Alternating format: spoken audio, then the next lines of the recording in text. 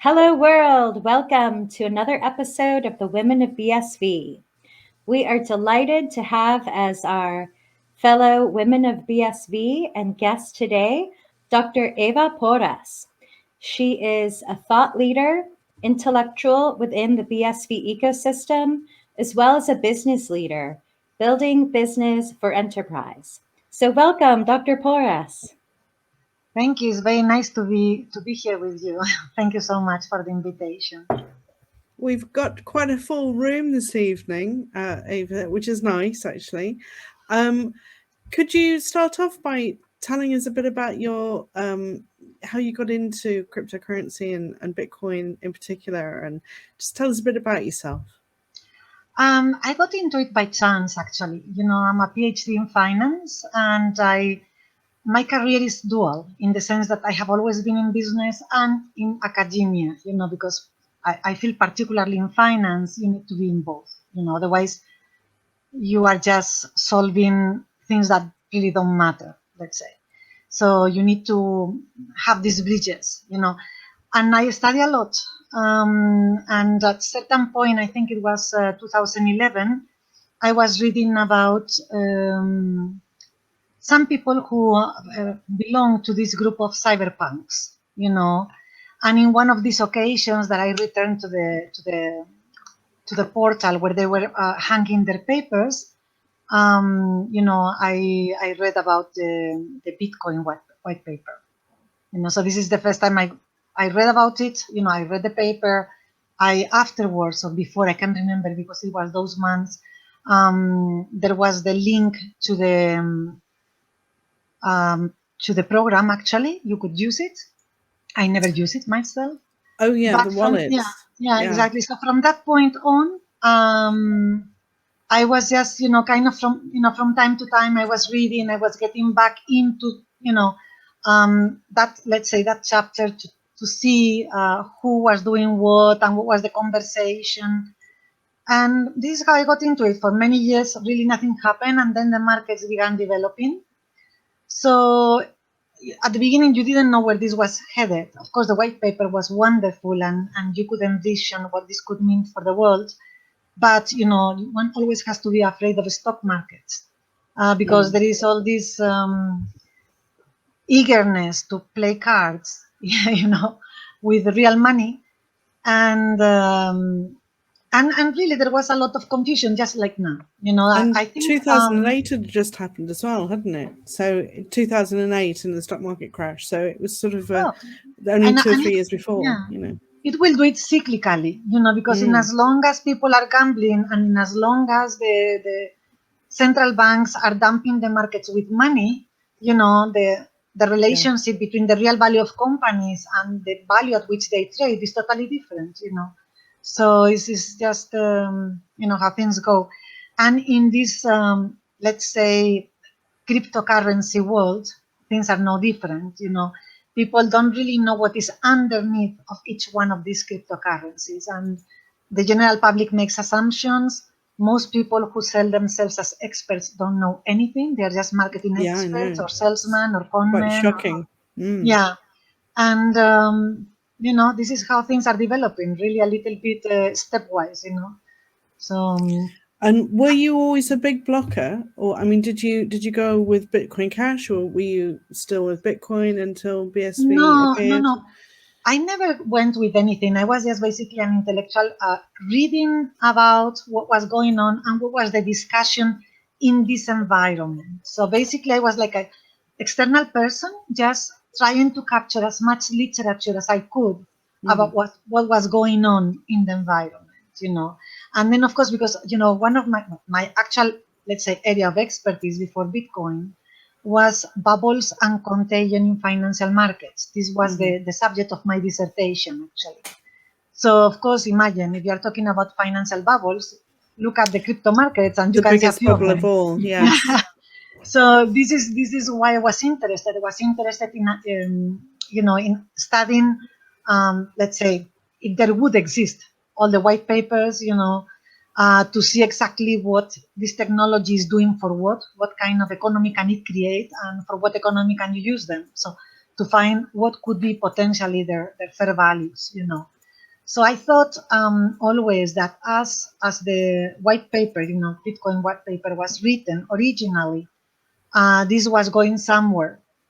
And the problem is when people start touching things. And it's the same thing with central banks. You know, they micromanage inflation and they try to manage the economy and the destiny of a country through, you know, now there is more money. We dump money in the market so that, you know, we don't have a crisis. And now we take away money. And this micromanaging, I don't know that it is very good. You know, I think it creates lots of problems, you know. And so I think in a way this is what happened in Bitcoin as well. You know, there were a group of people who actually did not have the real vision, because the one who had the vision was, let's say, the creator, you know, the one who had taken parts and pieces that already existed, some, you know, things that other people have done, and he put them together and made them evolve into a direction. But people who were with him, including others that were observing the environment, may not have had the full vision. And then they began to touch this so that they could achieve that. And I think, you know, this obviously created problems because it limited the capacity of growth, and it did many things. And I'm sure that many that we don't even know about, you know. So this is, I mean, you know, my impression. Yes. So No, anyway, I agree, and I think a lot of it was clouded by greed, wasn't it? And a lot of people wanted I to don't mold know. cryptocurrency to be Yeah. whatever their worldview was, like if they're an anarchist. Yeah, exactly. I don't know if it is exactly greed or it's a mix of blindness, greed, partial knowledge, not complete understanding, also some type of personality, you know, because I think this is a very special environment and it responds to something. So whatever happens here is because certain people are attracted to being here, you know.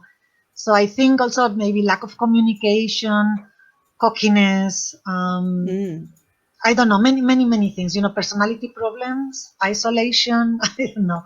But I think many factors play a role in the development of this sector, you know, and everything that is going on in the sector. That's true.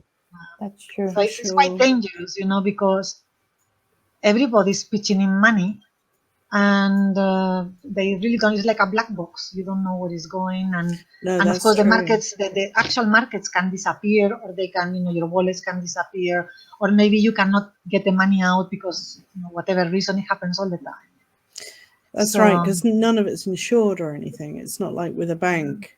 There's nobody coming to bail you out if you make a mistake. It's not only that, but everybody else has superior knowledge to you, okay? And obviously you're a person with a lot of knowledge, but you're not fighting with your equal. You know, you are let's say in an environment where some people have such technical superiority that you know, it's not a level playing field. No, not at all, not at all. And of course, the law, the legality is not there to level it. You know, so it's not like another market. I think some governments are ahead of the game. For example, maybe UK, US, Switzerland, but even those have not really caught up. You know, with so there is still this game, you know, of cat and mouse going on, and all these hackers and you know. Do you have a view on how you think it's going to go over the next year or two? Do you think that there's going to be a lot of tightening up of regulations and? No, I think what I see, and of course I am sure I have a very limited partial view, is that at least let's say in social media, because this is being played in social media from the point of view of investors, right? Where do the investors really get their information? Social media. Imagine what information that is. You know? So from that point of view, at least now I think there's a discussion going on. Whereas before there was no discussion, it was just people giving opinions, and there was not even a current, you know. So now at least we can see a few currents, we can see discussion, which I think is good. Because of course you may choose the wrong side of the discussion, but at least you are offered, you know, different points of view. So, so I think, you know, as time goes by, I think some technologies will prove better, more sustainable. And I think Also, the legal aspect of it will provide more clarity. And I also think that the courts are going to be used to clean, garbage out. And that will also provide clarity, because right now you're accused of whatever, or the other one is accused. You don't know, is it true, is it not true? What is going on, who is right, who is wrong, So I think once, the normal governmental organizations can get their hands into this environment, and they gain the knowledge, because I think right now, they are way behind in most places, not in all, but in most. So I think once this happens, we'll be better off, I think. There'll be a bit of a shakeout, you think, of yes. the space. Yeah, I don't know. I don't know how much of a shake, or it's just going to be, like little by little. One day you look back, and this also happened. For example, if I think back in 2016, there were 1,000 cryptocurrencies, and really there were 3 or 4 that had 90% of the capital of the market. So it was kind of cut and clear. And then the things got more complicated, and every other person has its own currency, and there are all these marketing men trying to, But I think now we are going to little by little, gain understanding. I mean, overall, the people will gain understanding, and then of course this will start clearing it up. Schools are going to start developing programs, and hopefully they will help, people to see through. Yes. Oh, and what do you think about central bank digital currencies? Do you think that that's going to be a thing over the next couple of years? Sorry, I couldn't hear. What was that? Central bank digital currencies. Do you think that that's going to become a thing? Yeah, well, it's a thing because they are announcing it. Even the European Union is now hiring for that. Bank of Spain as well. So they are studying it. And I think it will happen. Now, what that implies, or what is going to be the impact, I think I don't know. I mean, I am afraid of a little bit, not because of anything, but because of the tendency for inflation. This quantitative easing, which means swap the market with money, because that's how governments get elected. And that's how things are easy. Yes, true. Easy and difficult, of course, but so I'm not really clear where they are headed. I know they are now studying things which they are only 15, 20 years behind. But okay, it's okay. Now, then you have to look which countries, because if you are thinking of Venezuela, Cuba, and what terrorist nation? Jamaica's the first nation. Jamaica, okay. Yeah, imagine that. Huh? Yeah. Imagine that. What do you think about CBDCs and privacy or digital identity in the sector? No, I think the sector has many problems and a lot of potential. Okay, so the potential, for example, digital identity, huge potential. I think when we do it, it's going to be beautiful, lots of savings and more efficient use of our resources and so on. But from here to there, this is a battle that has to be, a walk that has to be walked, and a battle that has to be won, because we go to the same. We have the pirates, the hackers, the people who make money now, because we don't have that, So it's going to be a battle. Every inch of progress is going to cost blood, because when you gain as a society, somebody's losing, and they don't want to lose, And then, of course, we have, like you guys were saying, these states. Not all of the states are created equal, and not all of them have the intention. What is Venezuela doing with a digital currency? I mean, they have all the oil they want, and they cannot survive as a nation. So what are they going to do with a digital currency? I'm afraid, the same thing they have done with everything else. The same goes for Cuba, and the same goes for all these, say, developing nations that don't have very progressive governments and walking backwards. I mean, there seems to be a lot of resistance as well publicly. Obviously, Twitter is a great resource for things, but there seems to me to be a very big resistance from people who don't actually understand what the digital identity is going to do for them. So it's interesting that how would you kind of propose that we can get around this problem? I mean, have you kind of looked into or thought about it yourself? Yeah.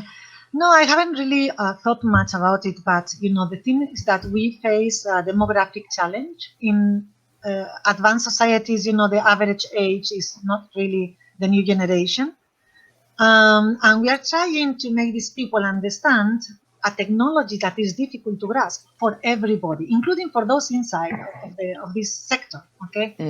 So I think what we have to do is make it easy. And you will not make it easy if you have to have 15 wallets. And this has to talk to that. And then you need 22 passwords. I get so bored. I don't, I get into things and then I get out because I cannot keep up with it. I have had my time for other things. I don't want to waste it, put in 20 passwords and then they disappear. And then, I get messages constantly. You need to upgrade your technology to keep with us. I said, I have no interest in keeping with you. You have to keep with me. Sorry, because I'm the customer. So this is the point. If people have not even been able to design big telephones, for older generation so that they can see what the hell they are dialing. So my hopes is that, people are not really thinking in these terms. They are doing their thing, but they are not really thinking in these terms. I think it's quite easy to explain digital identity, and I think it's quite easy to explain the advantages. But you have to put everything together. You cannot just give an idea. It's like, we will live in this beautiful place when we have digital identity. Well, you have to solve all the problems, and you have to work with the people all the way from now to then and explain how everything is going to be solved and how everything is going to work in a way that is doable, not in a way that is costly for them. Because what I also see is that the way things are run now overall in society is that all the work has to be done by the individual. So the individual not only has its own work, its own family, its own things to do that they need to do to keep up alive, but then they have to do the work of other people. I have to figure out my 20, passwords. I have to try to make sure that they don't steal this from me. I have to do the job for telephone companies because they are not hiring, and I have to keep dialing 27 numbers so that I get to the person that I want to get, if I get, So I think there has to be some mentality change. If we want people to step up, we need to step up first. Clean our environment and solve the problem for people, not let them wander, not call them names because they don't get it. Aren't we the smart ones? Aren't we the ones who know something about this? So we are the ones who are supposed to solve it, and then we are the ones who are supposed to gain their minds and hearts through communication, through the correct communication. So, but I think it's going to be fantastic when we have that. If it works properly.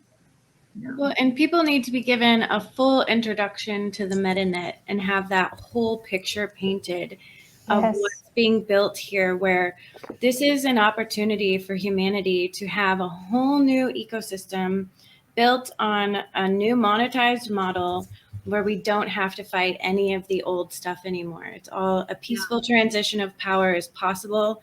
And when you can paint that picture to them and give them, that whole vision, it makes it a lot easier to get them to take some action and join you over there. So I think a question of Korppi also. Yeah, Korppi. Go on, chime in, Korppi. Yeah, I was saying exactly almost the same as Casey was pointing out. So we have to just be an example, and Casey pointed it out more perfectly than I would.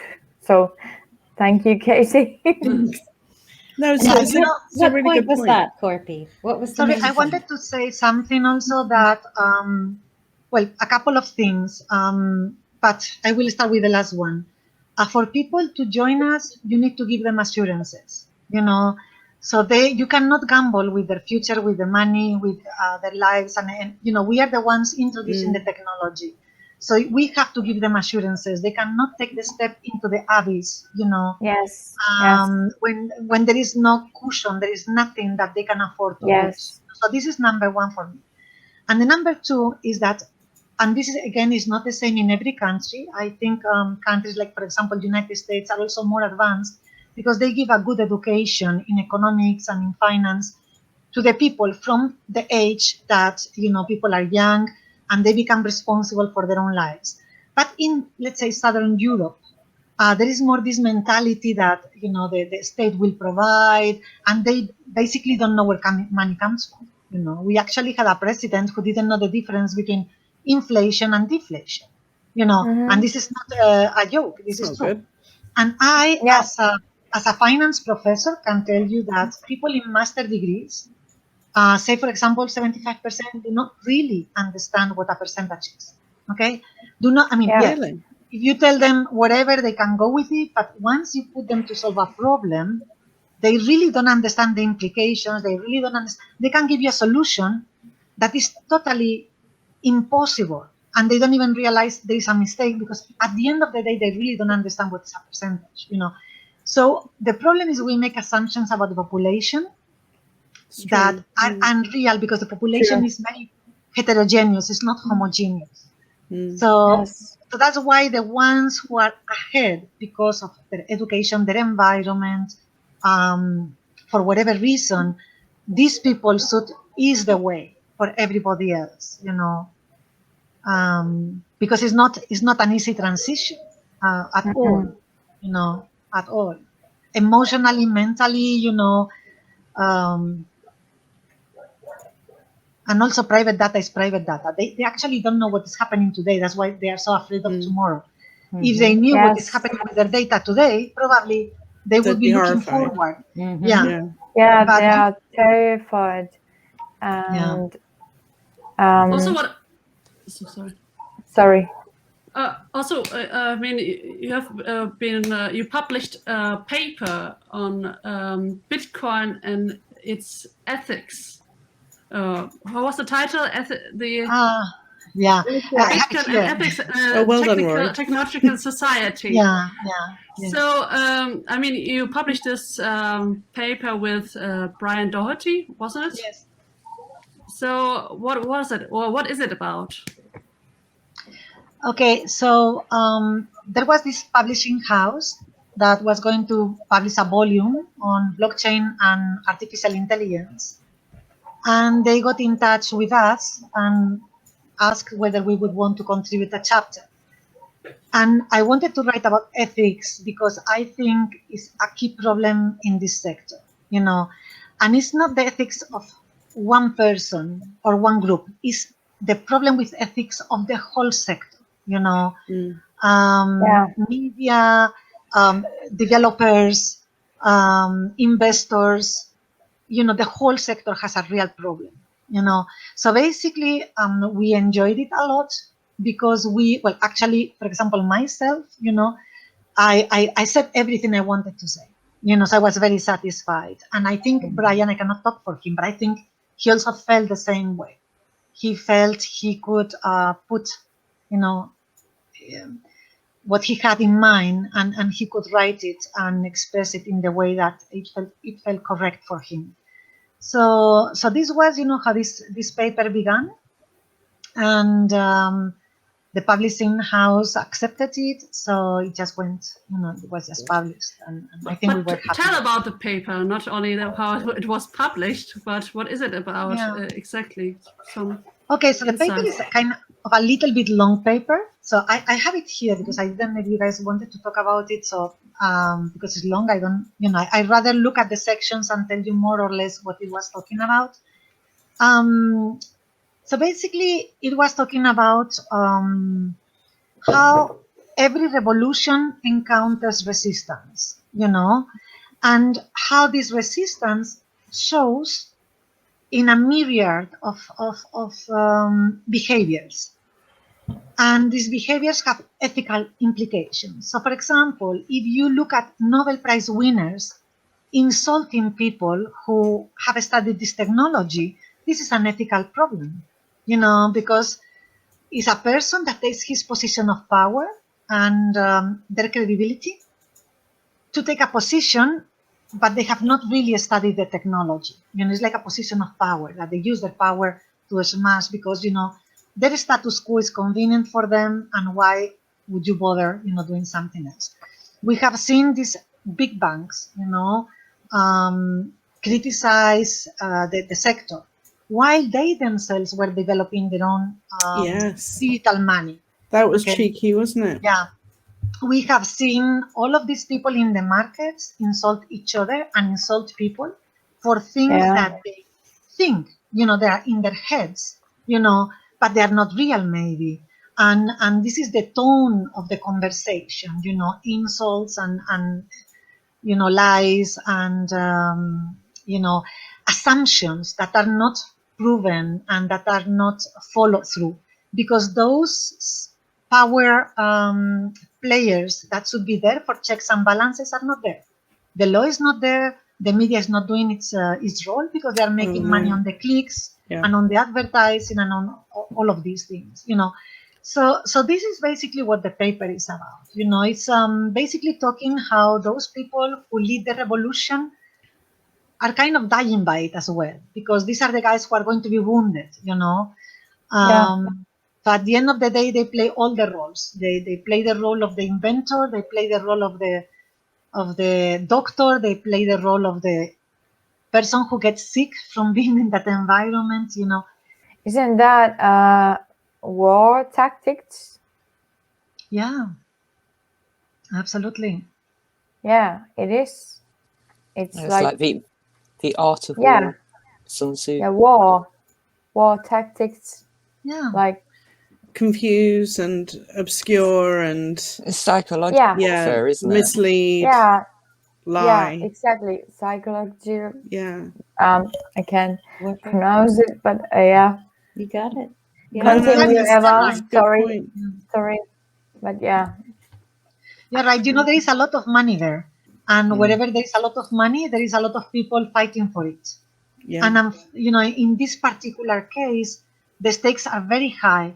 But not only they are very high, whatever money these people make, and I say these people, the ones who have that advantage, they make it at your expense. And when I say your expense, I mean the people who have the disadvantage, So all of these people that we know that they say they are investing in I don't know what, and of course they don't know exactly what is underneath of it, or there is nothing.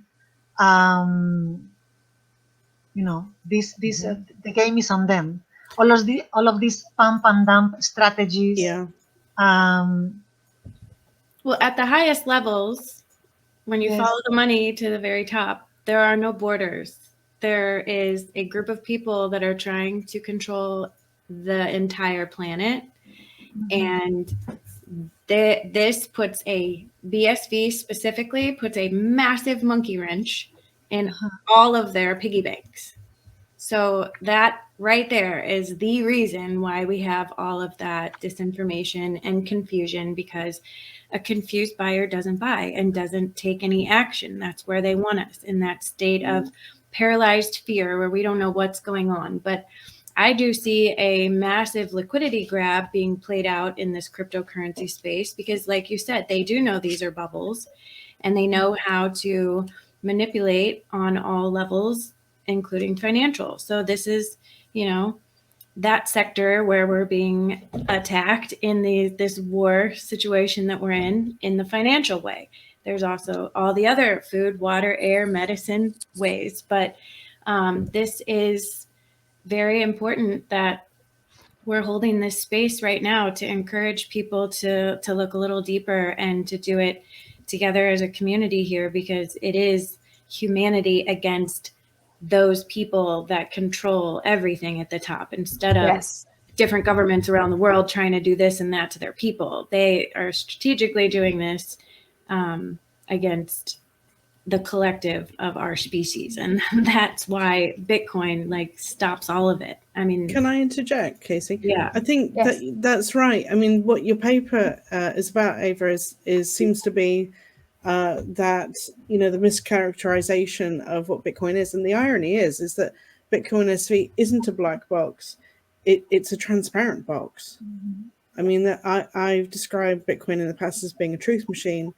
And so, you know, all the connections are there and you can follow them down if you want to.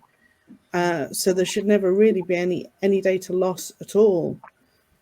So it's sort of ironic, really, that it's got this very, very shady reputation, the crypto economy, when in actual fact, if you're doing it properly, it should be the exact opposite. It should be private, but not anonymous. And, you know, anything that needs to be prosecuted should basically, Bitcoin transactions should serve as evidence in court.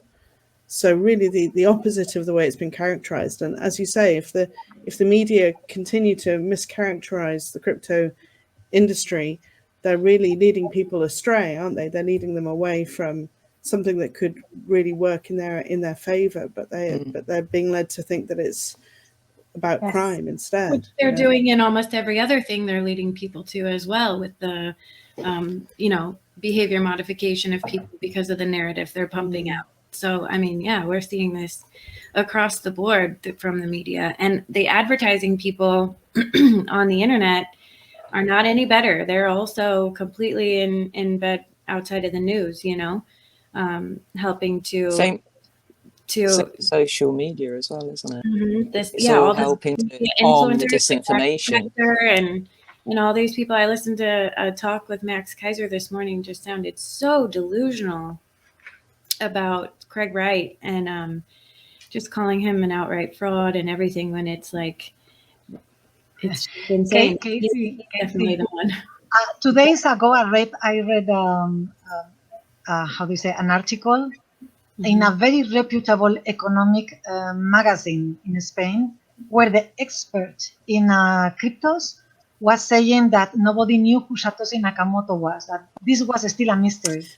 I mean, this guy should be in prison, or somebody should sue him, you know. This is what I mean. You know? It's unreal, but, you know, he was saying this. So, it actually, what it does is it completely exposes who's in bed with who. I mean, when the light gets shown a little brighter in this space, a lot of these people are going to be the ones that like come out that they're the frauds, and their complete careers are completely ruined forever. And then, you know, if any more disclosure comes out how they've been in bed with these people, you know, I think a lot of them might not even be able to be in public anymore. I mean, look at Michael Saylor telling people to go mortgage their houses to buy Bitcoin. I mean, do you know he keeps be financially devastated from that one broadcast? It's because horrible. he's saying BTC. It's right. so sad. And then for that's us, the magic, right? all of the flack, he says, "Oh, it can do this, it can do that,but he's always talking about BTC. The wrong thing. Exactly. So it's like a half truth. And that's what is the dark magic of it all. The dark magic, everything. I did find here, 7.1, building trust with Bitcoin. Now is the time for a blockchain reformation. This was very powerful. I thought, oh, right, let's stamp it on the door. But it's saying, you know, a universal source of truth. This is, your paper made me feel like I was back in university. It's all about political economy, and it's a wealth of learning. So where you start out and you talk about the scene, you know, the different hipster scenes that emerged, and you also give a high five out to, you know, how it evolved over time and the pieces were put together. And, you know, it's like standing on the shoulders of experimenters. You know, there was a giant. And then it goes on to then go through and talk about the history of Bitcoin and the industry. And like you said, it really does culminate in how Bitcoin can be used to bring transparency to all government institutions, and that trust is established because of the transparency, so that when politicians are making their votes, they will be, you know, there will be a record of those votes.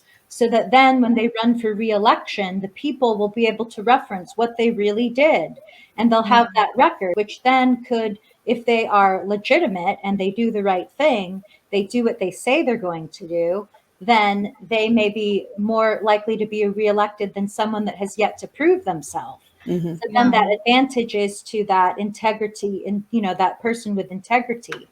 And then it does come down to the point in the end that Bitcoin will be used in all sectors, whether that is the tracking of medical devices, medical profession, supply chain, votes, ensuring integrity in the voting process.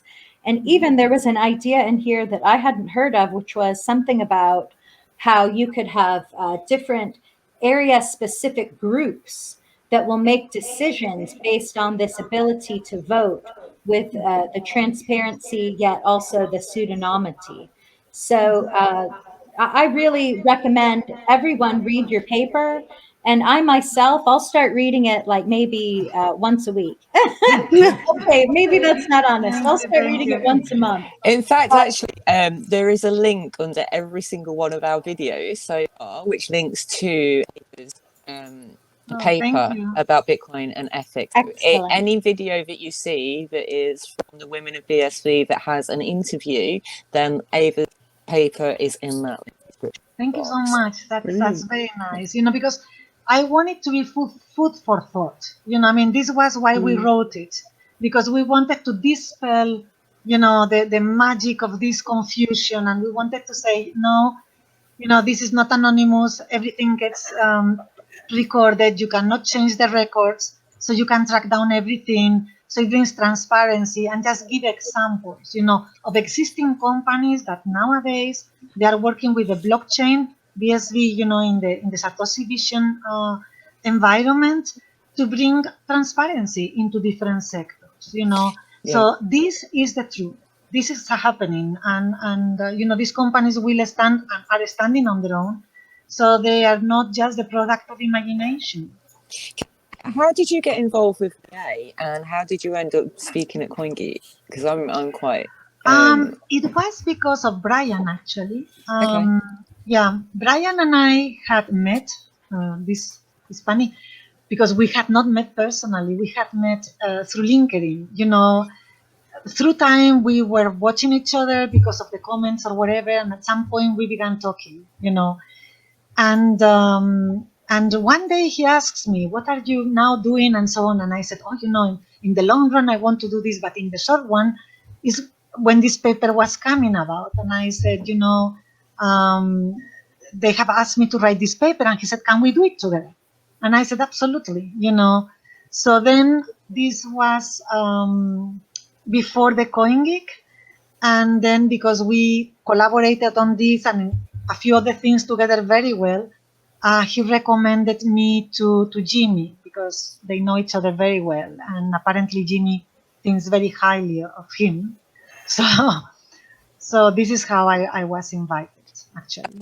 Yes. Brian definitely is the cybersecurity expert. I mean, I was so enthralled. Well, we had an interview with him as well. He was such an interesting person to. I know he knows so much. Yeah.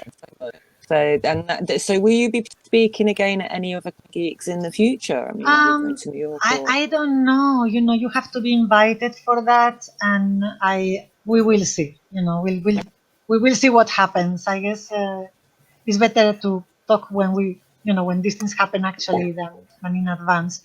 But I cannot answer that now, really. So we will see. But what are the things you're currently working on? Can you name some stuff? We have a company actually, between a group of us, 5 people, including Brian and Micah here in front of us, and two other people, And what we are working on is on solutions, solutions that are based on the blockchain. So basically, we are trying to solve problems for companies. And this is what is our current occupation, But of course, since I am a professor and I love writing, for example, right now we are putting together a book also on the status quo of the research and the industry. Micah is collaborating also with a chapter there. And, you know, like always, a little bit in academia, a little bit in the business, you know, both things have to work together. And this is our current occupation. You know, we're working hard to make it happen. I think this is when, you know, when the environment is going to clear, is when these companies stand tall. And they are using this technology, and therefore there is nothing to discuss about, you know, because that's there, you know, it works, it's sustainable, and it's green, actually. So, but you see, this is a problem also because the environment is so corrupt. There is no conversation. There is just like a screaming match. So sometimes it's just better, like, I'm not going to get into a screaming match, you know, with a guy who is making money out of a screaming against me, you know, or with me, because this is their business. It's not our business. Our business is to build a company.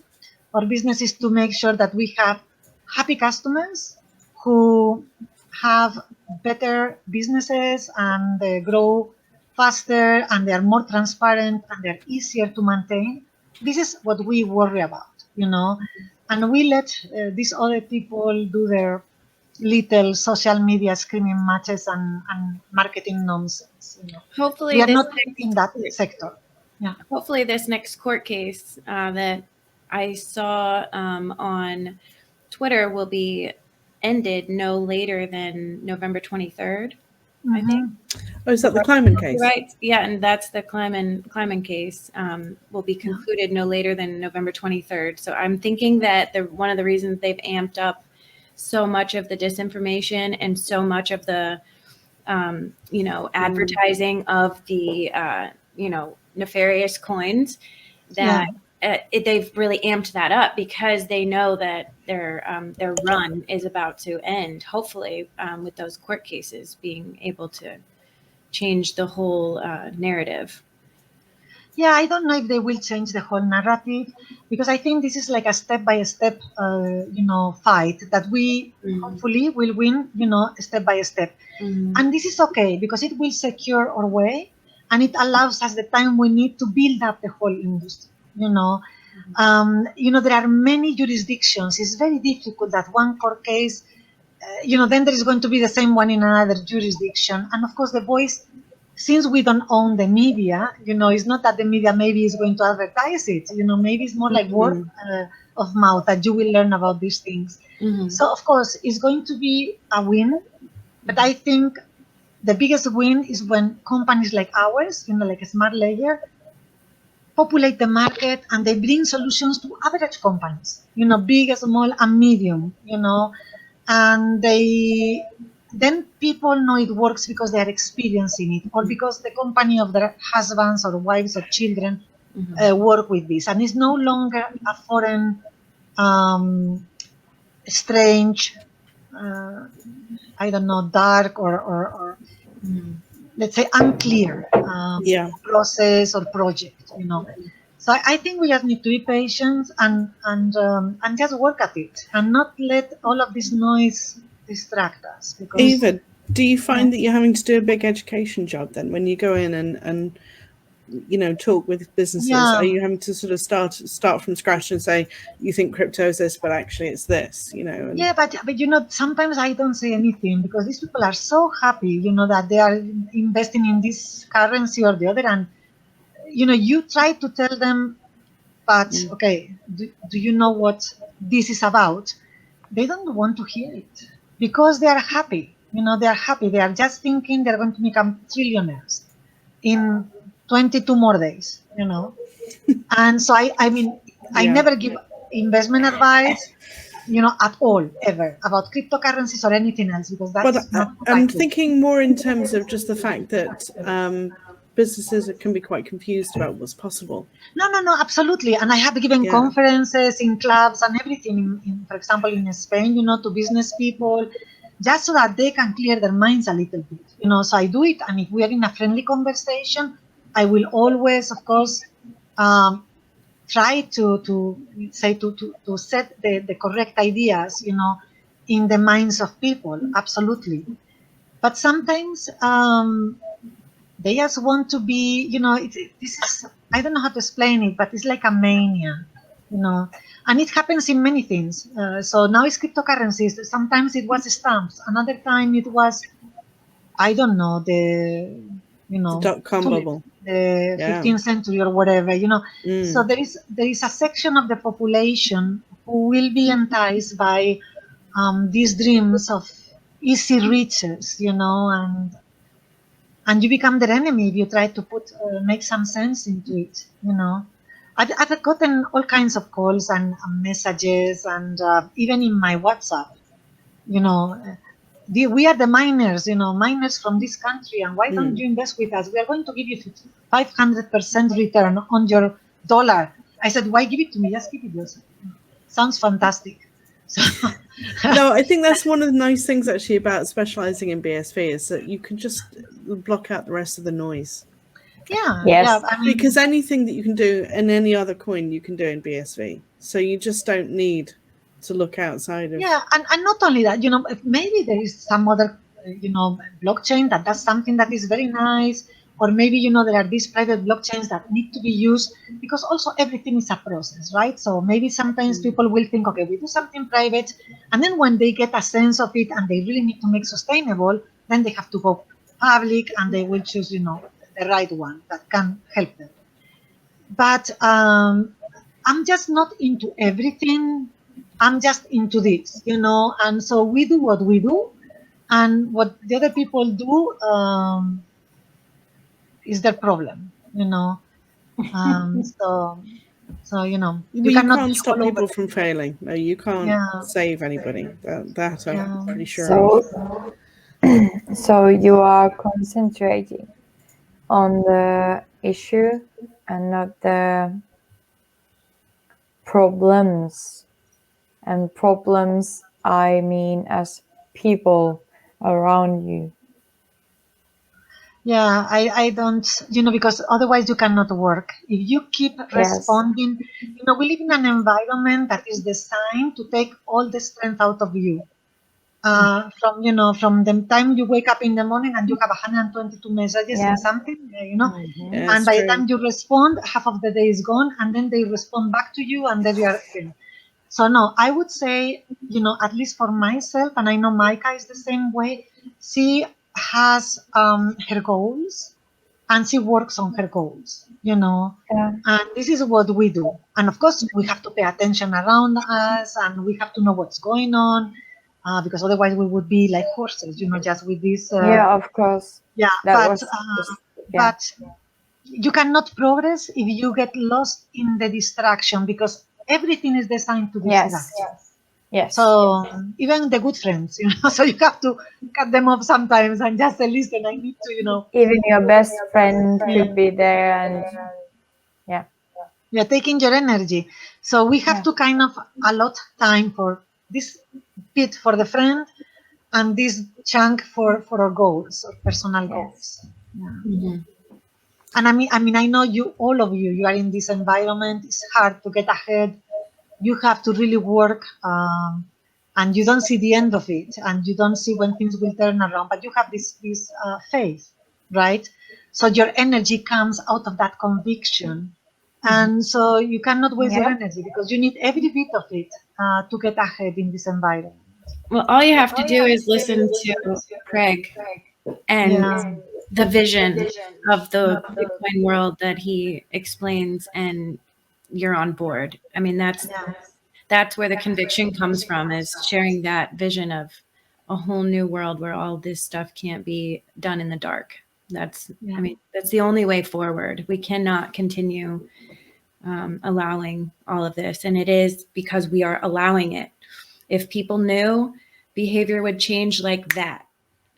And that's what we've got to do, is this grassroots effort to just get this information out there as quickly as possible. So you are such an inspiration, and I'm very grateful to be networking with people like you and Micah. Looking really forward to Smart Ledger and what that's going to do for the space and everything too. So make sure you guys come back soon and give us more information, because I'm still trying to figure that out, but I know we need better resources. Anytime you invite us, Micah is a very good communicator, actually.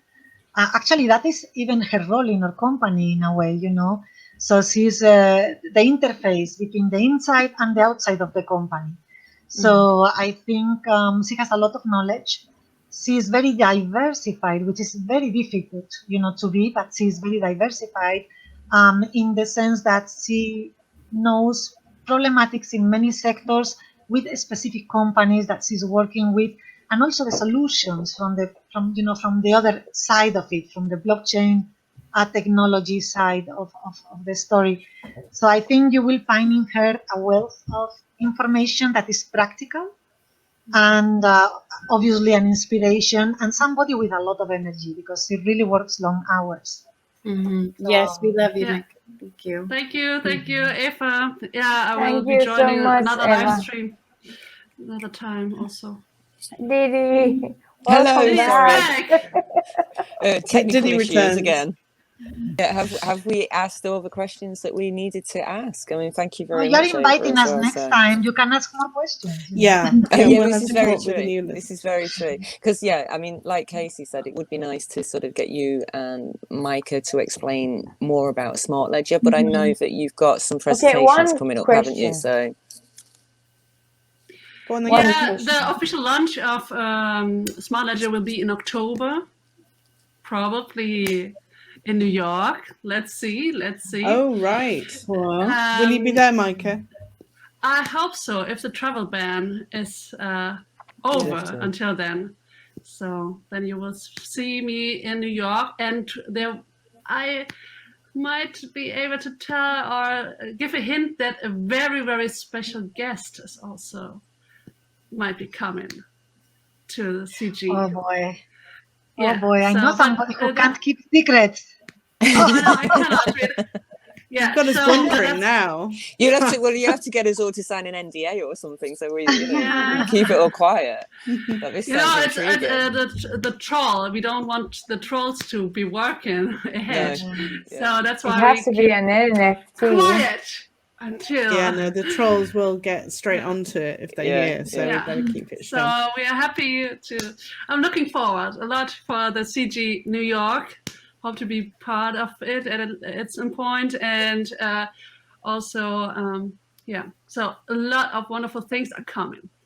Good. Technology-wise, service-wise, everything is developing, and it's going. I've seen some of wonderfully. your teaser trailers. I thought they were very nice. Yeah, they're really and well I love done. the background music. Was that performed by you, Micah? Are they some of your tracks? No, we use a database for the music because it's because there's so much work to do. We cannot focus on programming the music. But it sounded a bit like something you might have done, though. It yes, was really lovely. I chose the music for at least for my trailer. Yeah. If is there something you would like to finish with, your like last words or some message that you would want to leave for the world out there? No, for the world, not really for the world, but say for us, that we're a community, and this is the nice thing. We're not alone. We're a community. We share beliefs and dreams, and we have each other. And we always have to remember that. I think that is also a source of courage and a source of energy. And yes, Micah, we stand together, and that's where one way in which we will get ahead. So here I am for anything you need or you want or to share. Like today, what a pleasant time together, and we can do this again in the future whenever. So these are the good moments. I say they are. Also, everyone to connect with Eva on LinkedIn, for example. Get in touch with her and see what things she's sharing there. Always wonderful to follow. Definitely. Okay. So, well, you see, I am not so good with this social media thing. The one that I do more is LinkedIn, because that's where I share some articles and so on, really. The rest of them, Facebook is for me, it's just for like family and okay, I have somebody who is not family like Brian, but he's like family right now. But LinkedIn is the one that I really use to let's say, share things that I read mainly, that I think maybe they are interesting, or they give some information that somebody else would like to receive, and basically that's that.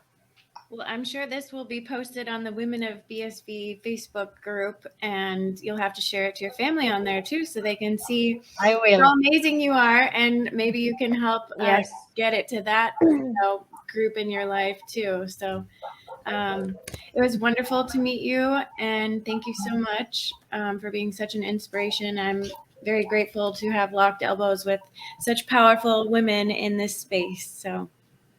Well, thank you. Thank you very much, Eva Porras. Didn't you have a question? If you could just one thing in the world, what would you do? I would give hope to everybody. I think this is important. I think people have to have That's the hope. best. Yeah, so I think this is what I would do. Give every person hope in their own lives and in their own destiny, in their own walk in this life. I think this is what I would do. Beautiful sentiment. That's the best. I'm going to hit the end broadcast button so nobody else do it. Okay. Thank you, we'll say goodbye. Eva. Thank you, Eva. Goodbye. Eva. Bye. Thank you. Dr. Porras.